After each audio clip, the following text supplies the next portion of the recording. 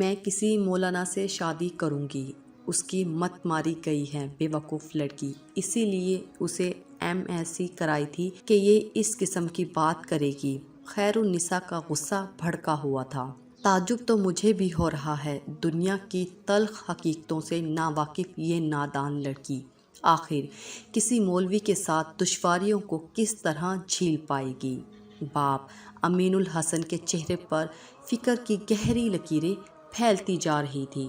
سنیے سونو کے ابو، میں تو سمجھا کر تھک چکی ہوں، الٹے مجھے سمجھانے لگ جا رہی ہے، اللہ رسول کے کیا کیا حوالے پیش کرنے لگتی ہے، ایسے میں بھلا اس سے کیا کوئی معقول بات کی جا سکتی ہے، آپ ہی اسے سمجھائیے۔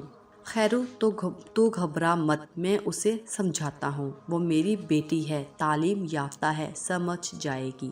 خیر النساء اور امین الحسن بستر پر دراز ہو گئے اور دونوں اسی فکر میں غرق تھے کہ آخر ان کی بیٹی نائمہ کا کیا ہوگا۔ رشتہ انجینئر لڑکے کا آیا تھا، وہ خلیج میں کسی بین الاقوامی کمپنی میں ملازمت کرتا تھا، اس کے پاس فیملی ویزا تھا، تنخواہ بہت اچھی تھی اور معروف خاندان سے تعلق رکھتا تھا۔ ایک فرد کو رشتہ پسند تھا، امین الحسن تو اس رشتے سے زیادہ ہی خوش تھے۔ خیرو تیری بیٹی راج کرے گی، راج، لڑکے کے پاس فیملی ویزا ہے، ارے ادھر اس کا نکاح ہوا اور ادھر اڑ جائے گی تیری نائمہ۔ شہر میں 4 کمرے کی فلیٹ لے کر رہتا ہے وہ، کمپنی کی طرف سے بہترین گاڑی ملی ہوئی ہے، اس کے نیچے کتنے 100 ملازم کام کرتے ہیں۔ خوش قسمت ہے تیری نائمہ، دیکھ ماشاءاللہ کیا رشتہ آیا ہے۔ تصویر دیکھی ہے تو نے لڑکے کی؟ ارے پرنس لگتا ہے ماشاءاللہ، عرب شہزادے سے کم نہیں۔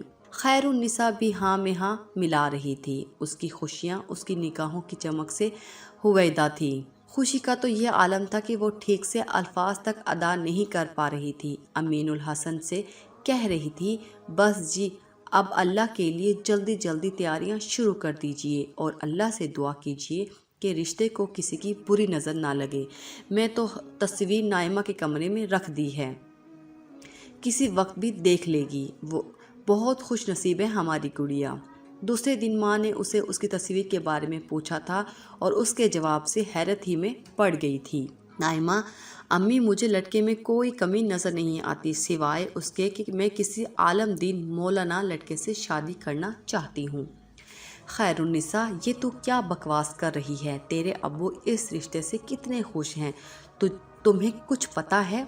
مولانا سے شادی کرے گی، بے وقوف لڑکی، پہلے یہ تو جاننا چاہیے تھا کہ یہ لڑکا کیا کرتا ہے۔ انجینئر ہے، خلیج میں نوکری کرتا ہے، لاکھوں کا مہینہ کماتا ہے، کتنے 100 ملازمین اس کے اندر کام کرتے ہیں، فیملی ویزا ہے اس کے پاس، 4 کمرے کا فلیٹ لے کر رہتا ہے، بہترین گاڑی ہے اور…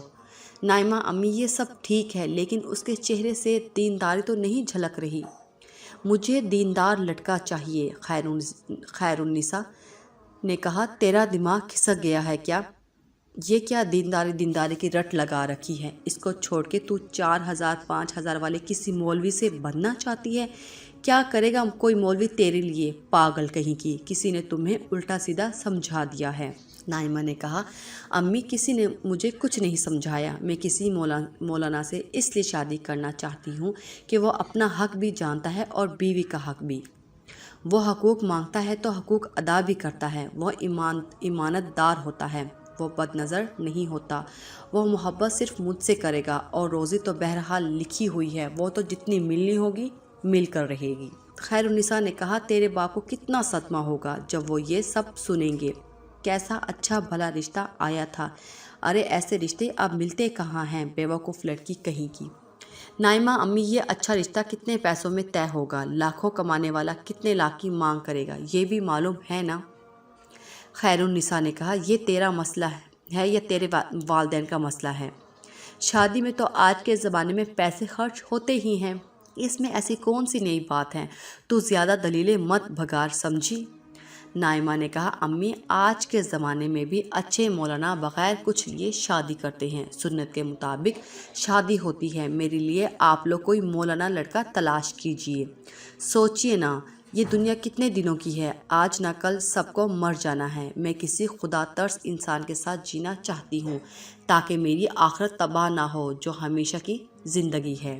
امین الحسن نے صبح ناشتے کے بعد جب نائمہ کو آواز دی تو نائمہ نے پہلے سے ہی اپنا ذہن بنا لیا کہ اسے کس طرح باپ کو قائل کرنا ہے۔ امین الحسن بیٹا، ہم لوگوں نے آپ کے لیے ایک رشتہ دیکھا ہے، ہم سب لوگوں کو لڑکا پسند ہے۔ آپ کی امی بتا رہی تھی کہ آپ۔ نائمہ بولی، ابو مجھے کوئی اعتراض نہیں ہے، لیکن اگر آپ میری خوشی چاہتے ہیں تو میرے لیے کوئی دیندار عالم دین لڑکا دیکھیے۔ میں جانتی ہوں کہ یہ سن کر آپ کو اچھا نہ لگے گا، میں آپ سے پھر بھی یہی گزارش کروں گی۔ امین الحسن نے کہا، لیکن بیٹا، مولوی لوگوں میں بھی تو برے لوگ ہوتے ہیں، اگر کوئی ناہنجار مولوی مل گیا تو نہ دنیا ملی اور نہ آخرت، خسارہ ہی خسارہ۔ ہم آپ کا برا تو نہیں چاہ سکتے نا بیٹا؟ نائمہ نے کہا، آپ صحیح کہہ رہے ہیں ابو، لیکن ہر جگہ شرح دیکھی جاتی ہے۔ ہو سکتا ہے کہ کچھ مولوی برے ہوں، لیکن زیادہ تر تو اچھے ہوتے ہیں، اور پھر کیا ضروری ہے کہ میری قسمت میں کوئی برا ہی ہو؟ آپ اللہ پر بھروسہ تو کیجیے، میری دنیا بنانے کے چکر میں میری آخرت تو کسی بے دین کے حوالے مت کیجیے۔ امین الحسن لاجواب ہو گئے تھے، اب انہیں اپنی بیٹی کی بات میں جان نظر آ رہی تھی۔ وہ کوئی کم سن اور گوار لڑکی بھی نہیں تھی، اعلیٰ تعلیم سے بہرہ تھی، 23 سال کی عمر کو پہنچ چکی تھی۔ وہ اپنی پسند اور ناپسند کا اظہار کر سکتی تھی، لیکن انہیں سماج اور خاندان کے لوگوں کا تانا ستا رہا تھا۔ وہ جانتے تھے کہ لوگ مذاق اڑائیں گے، باتیں بنائیں گے اور انہیں سب کی باتیں سننی پڑیں گی۔ خیر النساء کو انہوں نے اب خود ہی قائل کرنا شروع کر دیا اور اس تلاش و جستجو میں لگ گئے کہ کوئی اچھا عالم ملے تو اپنی بیٹی کی شادی کر دیں۔ اللہ کا کرنا دیکھیے کہ انہی دنوں شہر میں دینی جلسہ ہو رہا تھا۔ ایک نوجوان عالم دین قرآن و سنت کے دلائل کی روشنی میں تقریریں کر رہا تھا۔ امین الحسن کی آنکھوں میں امید کی روشنی جھلملانے لگی۔ 6 مہینے کے اندر شادی ہو گئی۔ مولانا ایک دینی ادارہ میں تدریسی فریضہ انجام دے رہے تھے۔ وہ کوئی 10,000 کی تنخواہ تھی۔ شادی بڑے ہی سادہ انداز میں بغیر کسی سلامی کے ہوئی۔ نائمہ کو ایسا لگ رہا تھا جیسے اس کے پاؤں زمین پر ہوں ہی نہیں۔ ویسے بھی مولانا شیروانی میں بہت حسین لگ رہے تھے، لیکن دوسری طرف خاندان کے لوگ مزے ضرور لے رہے تھے۔ چچا زاد بھائی امین الحسن سے کہہ رہے تھے، چلیے امین صاحب، پیسے بچانے کے لیے آپ نے اچھا قدم اٹھایا۔ دینداری کے پردے میں یہ حرکت آسانی سے چھپ جائے گی۔ گاؤں کے مکھیا کا طنز تھا، مبارک ہو امین بابو، نہیں بھی تو 25-30 لاکھ کی بچت ہو گئی۔ ویسے شادی کے بعد اسی پیسے سے مولانا کو کوئی بزنس کروا دیجیے گا۔ 2 مہینے بعد نائمہ سسرال سے اپنے میکے آئی تھی۔ وہ ایسے خوش تھی جیسے اس زندگی کا سب سے بڑا خزانہ ہاتھ لگ گیا ہو۔ ماں کو اس بات کی خوشی تھی کہ بیٹی خوش ہے۔ یہ الگ بات ہے کہ اس کے اندرون میں خلش اب بھی موجود تھی۔ البتہ امین الحسن پوری طرح مطمئن تھے۔ باپ بیٹی کے درمیان باتیں ہو رہی تھیں، تبھی نائمہ کے فون کی گھنٹی بجی۔ ادھر اس کے شوہر تھے۔ وہ موبائل فون لے کر کمرے میں چلی گئی۔ کچھ دیر بعد واپس آئی تو اس کا چہرہ کھل رہا تھا، اس کی آنکھیں آنسوؤں سے تر تھیں اور وہ یہ کہہ رہی تھی، ابو، وہ آپ کے داماد نے مدینہ منورہ کے ایک تحقیقی ادارے میں نوکری کے لیے عرضی دی ہے، وہ منظور ہو گئی ہے۔ 1.5 لاکھ تنخواہ کے ساتھ رہائش فری دی جائے گی اور فیملی ویزا بھی ہے۔ ہم لوگ اگلے 6 مہینے کے اندر انشاءاللہ مدینہ شریف میں ہوں گے۔ خیر النساء امیر الحسن کو دیکھ رہی تھی اور دونوں مارے خوشی کے روئے جا رہے تھے۔ لیکن امی یاد رکھیں، دنیا مقصود نہیں ہے۔ جو اللہ سے ڈر کر حضور اکرم صلی اللہ علیہ وسلم کے بتائے ہوئے طریقے پر زندگی گزارتے ہیں، دنیا ان کے قدم چومتی ہے۔ اللہ تعالیٰ کا فرمان ہے، جو اللہ تعالیٰ سے ڈر کر زندگی گزارے، اللہ اس کے لیے راستہ نکال دیتے ہیں اور ایسے طریقے سے روزی دیتے ہیں جس کا اس کو گمان بھی نہیں ہوتا۔ مگر جو دنیا ہی کو اپنا نصب العین بنا لے، وہ آخرت کی نعمتوں سے محروم ہوتا ہے اور دنیاوی زندگی بھی پریشان کن ہوتی ہے۔ ہمارے اس ویڈیو کو لائک کیجیے، شیئر کیجیے اور پلیز دیا انفو کو ضرور سبسکرائب کیجیے۔ شکریہ۔